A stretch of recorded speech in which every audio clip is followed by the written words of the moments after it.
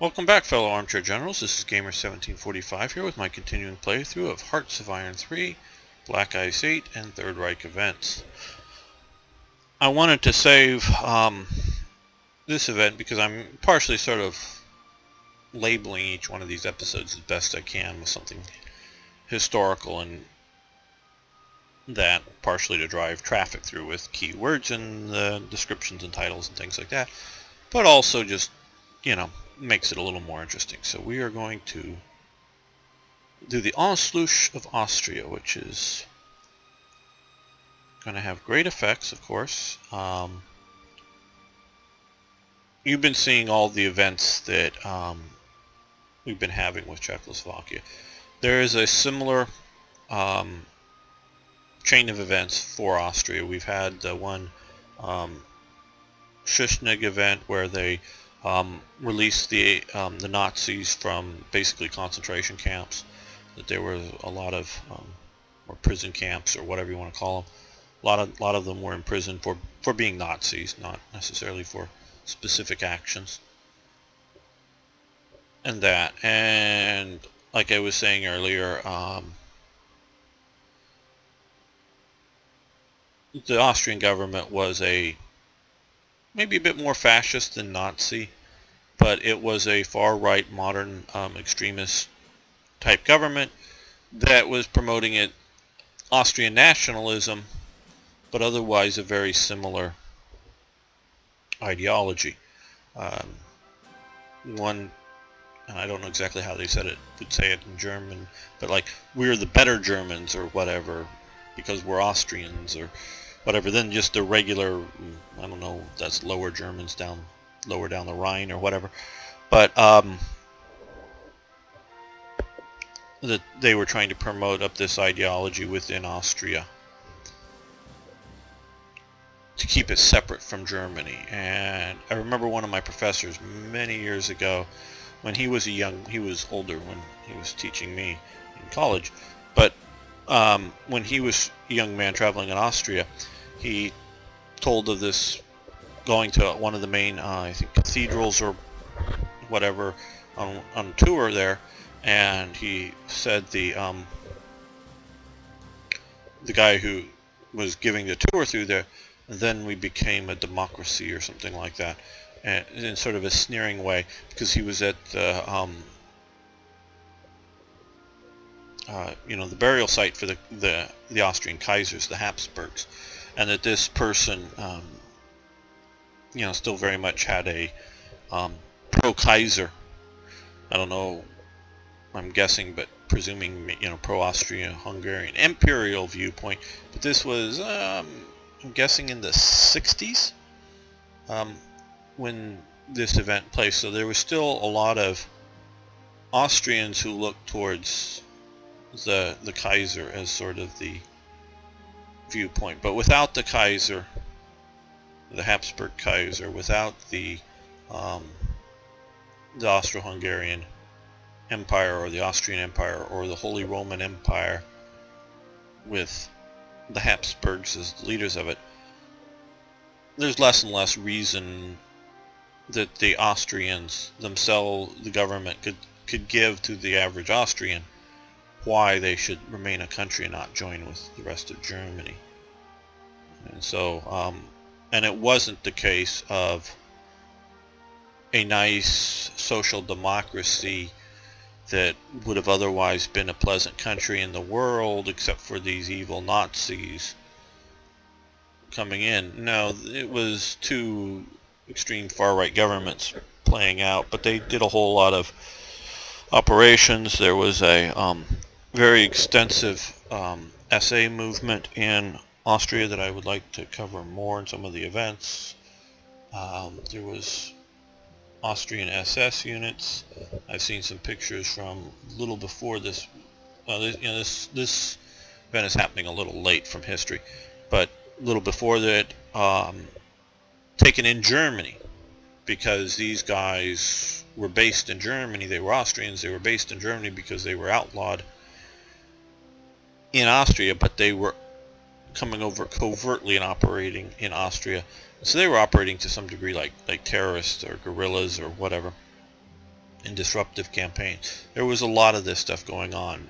Austria was having these problems, manufactured very much so by the German Nazi Party and Hitlerite government. And I also want to talk a little bit about, because after this there's going to be other points. One of the main movers, and probably the biggest single individual, Seyss-Inquart maybe more, who was an Austrian Nazi. You may know of him. But from the German government and diplomatic side, the main mover was Franz von Papen. Remember him? He was Hitler's vice chancellor when Hindenburg, as president, was talked into allowing Hitler to become chancellor. The safe nationalist von Papen was going to sort of manage him as vice chancellor. The Nazis did not have anywhere near a majority at the time in the German parliament. They were a very big and important party, and to secure a right-wing majority they were needed. But Hitler was going to be managed, and at this time also, back in 32 and before, whatever, the Speaker of the German Parliament, the Reichstag, was Hermann Goering. I mean, the Nazis were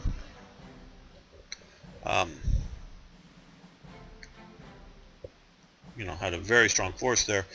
And of course, it wasn't until very late, and I forget the exact year, that Hitler finally became a German citizen. So that, because compared to like a lot of these other parties, Hitler was not holding office.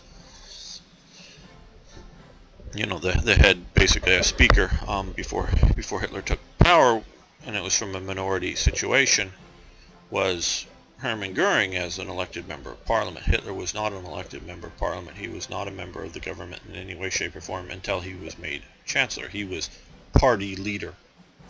And I think that very much, De Fuhrer, the leader, continued to develop that title because he was never the mayor or the president of Prussia or any other member of parliament or any other titles to be given to Hitler. So the title just became the leader for it. So Franz von Papen was sort of the great survivor. I don't know that he was any great Nazi. I think he was much more of a traditionalist, very pro-Catholic, extremely pro-Catholic. And I've talked about different times the Nazis' attempt to subvert and take over and eventually destroy Christianity within Germany to replace with their neo-paganistic religion. Franz von Papen was a very strong Catholic, and so but he was a survivor, and he continued to work around. But he was, after obviously leaving as vice chancellor with the more, I don't know the exact date on that. I'm pretty sure that though it was after Hindenburg's death. He takes the appointment of sort of, I don't think he was the regular ambassador. I think he was sort of like, special envoy or whatever to Austria. I have to look that up. But he very much managed and initially got like I was saying, the Nazis that were in prison released, and a lot of the other elements. But he was the one that managed, from the sort of German governmental diplomatic side, the Anschluss. So we're going to go with that. I would like to just,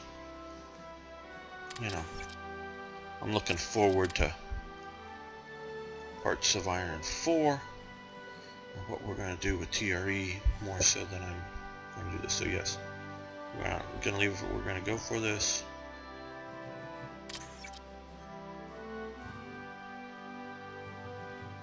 We're going to form the divisions. Yeah, officers.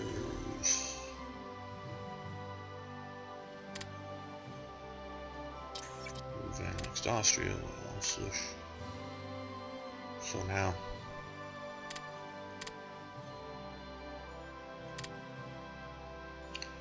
we've now got all of that.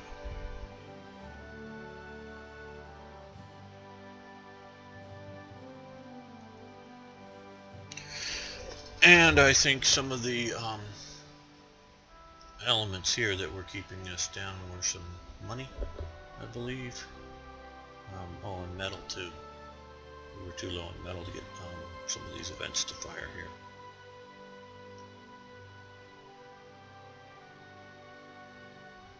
Okay. That's something you've got to watch with this new thing. If you notice, I've also thrown in one refinery here. And I'm targeting, these are almost done, targeting provinces that have a very high coal or metal natural resources. So, and because we can now invite Italy, and we want to do this as soon as possible, invite to faction.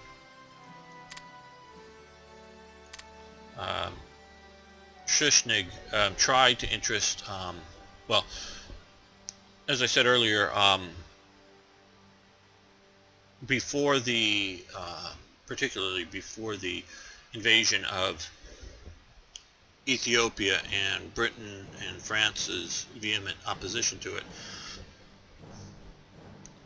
Italy was a supporter of Austrian independence as a buffer zone with Germany. Italy looked around for, obviously and very quickly, found Hitler. I mean, they knew about him and all that, but as a potential ally for growing the Italian Empire, because it knew that it wasn't going to be able to continue to grow its empire, as we will see in places like Albania or Yugoslavia or Greece or, I don't know, Turkey or wherever, let alone potentially growing it into other British or French occupied territories. Britain and France were going to oppose that as much as they thought they could. So Mussolini was starting down this program, and at that time they had long since, by this time they had long since abandoned Austria as a ally or buffer state for Hitler, and so the Austrians had tried to get the situation protection guarantees with Britain and France, but they were just entirely uninterested, in my understanding. Nothing like Czechoslovakia, where they were sort of interested. I think they just took it all, just a bunch of German stuff. You guys go handle it.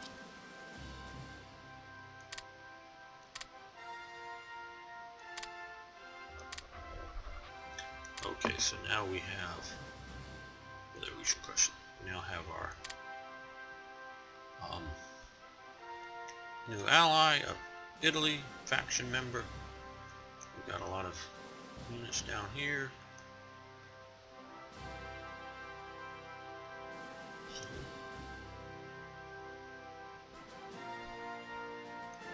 that's doing much better. Okay, now we need to mining or farm mechanization. Let's take a quick look here.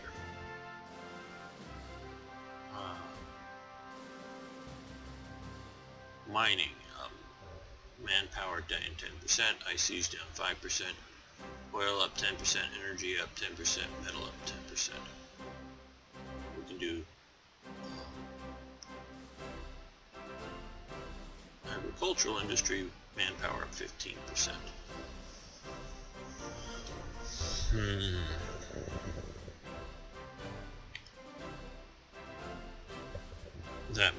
All of that's looking pretty good.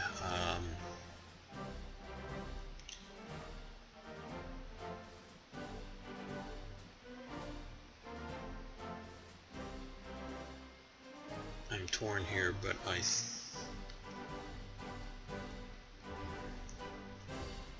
think these two cancel each other out too much, in my opinion. I'm just, opinioning here. Because yes, manpower or mining would take more manpower, energy mines, metal production, mining iron ore and creating steel, 10%. Well, we're going to go with the agricultural industry because I want manpower. We'll see if we do the mining later or not. Yeah, well, the other is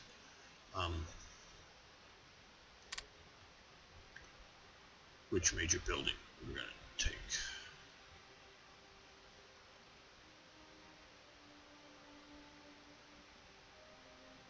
I realize we're June 38, so we still got a year and a half or so till we get to war.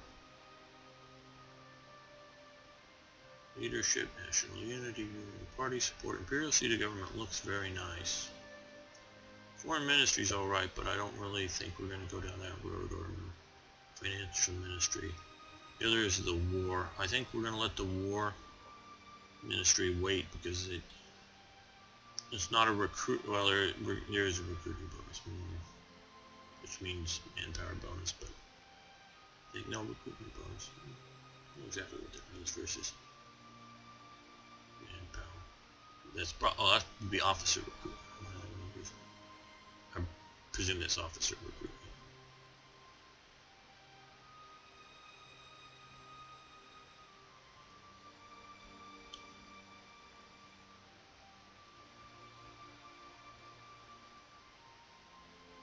There's thought to putting in the feared National Police building as part of the SS Hauptamt event. I wouldn't mind your opinion, because I don't want to give everything away for free. I could throw some, resource costs at it, but I don't know. National revolt risk going down is very good for, especially once you're occupying places. But I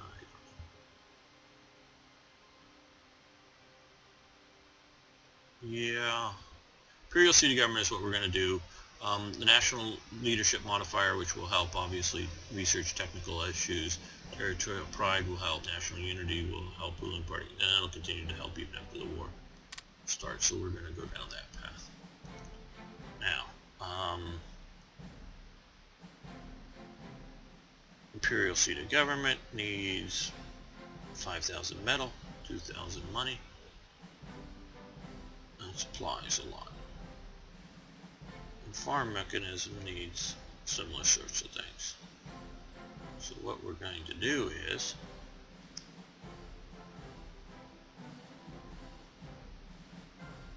make sure we're in the right thing. Click it, and then come down to farm mechanization. Click it. So for that, and we're going to also build this. Now I don't know again why we get the dissent other than simply that they want us to throw a lot of resources into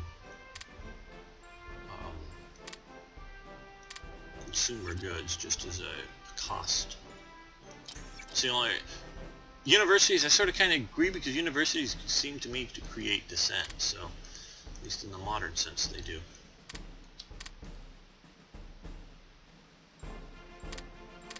So we're going to go up there to hopefully drive that down quicker.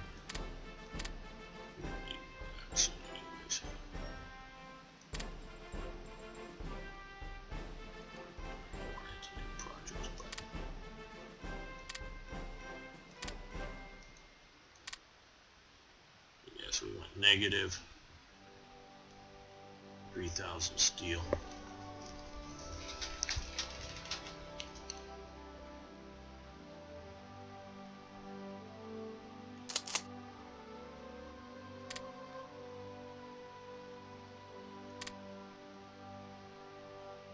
Okay, now some benefits start showing up.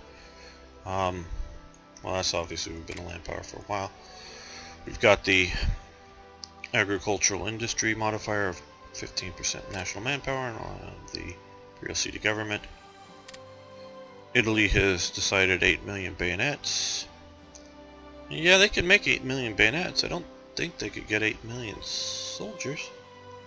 That's another thing. And the pack of steel. With TRE installed, it's a cumulative effect as opposed to a pack of steel and tripartite pack as opposed to a this or that. But it's geared this way. So for both Germany and Italy, increase 2.5% supplies. I figured that just improved trade along this joint border and close alliance, and research efficiency also 2.5%. That's not huge,